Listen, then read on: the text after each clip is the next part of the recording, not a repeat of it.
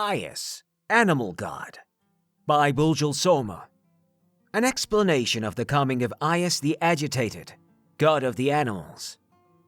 The statues one sees throughout Valenwood and parts of Hammerfell and elsewhere that seem to be of a misshapen humanoid carrying a rod are of Aias, the god of animals. The rod he carries has its origin in the tale of the ox and the evil farmer. It seems that one day, an evil farmer decided to kill all of his animals and have a big party. As the story unfolds, animal after animal is killed and prepared for a big meal. Lastly, the farmer comes to the ox and prepares to slit its throat. The ox, not wishing to be anybody's dinner, brayed very vocally to Aias. This came out as a loud moo, of course. At that very instant, Aias appeared carrying a rather large set of balance weights. Without explanation, Aias ate the farmer and vanished. Ever since that day, Aias, the extremely agitated, has always been portrayed as carrying a large set of scales with him. The local Aias worshippers have no idea why and do not seem to care. Although this story has been called fanciful at best, I personally know a raccoon who had actually talked to the ox. That is, before the ox became filler for the local inn's larder.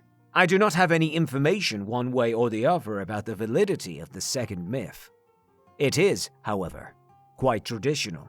It seems that many years ago, before the reign of Uriel Septim VII, before the reign of Sepphoris Septim II, yes, even before the age of Pelagius Septim III, long may his name be praised, there lived a wombat who was the pet of Lady Grillina, daughter of the Lord Prufrock of Rock Park.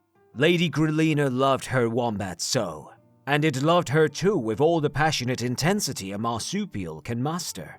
Unfortunately, it was a time of great sorrow in Rock Park. A pestilence had come through the town, destroying all their cash crops, which consisted of raspberries and a few scraggly odd weeds that caused Argonian women to look very attractive to those who partook. Then a plague had come, inflicting nearly every cobbler with chronic hiccups. Finally, a witch had cursed the townspeople, so the only words any could utter were, Precisely. All the businesses, stores, and guilds fled from the town faster than an extremely fast thing. Lady Grillina saw her father despairing the loss the town was suffering, so she brought her wombat in and told him, "Father, my wombat can save us all, for it is sacred to the god Aias, god of animals. The only reason I didn't tell you earlier is because I am an early adolescent going through that period when I don't like to communicate. But please, ask a wish of my wombat, and Aias will fulfill it, for my wombat loves me."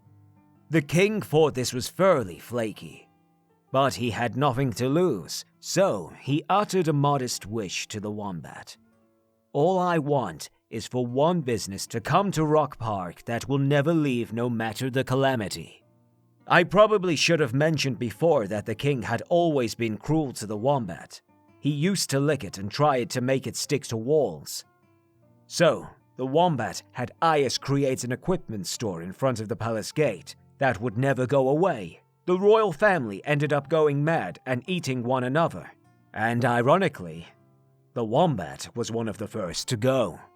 But that is why there is to this day an equipment store blocking the palace gate in Rock Park. If you don't believe me, go there and see.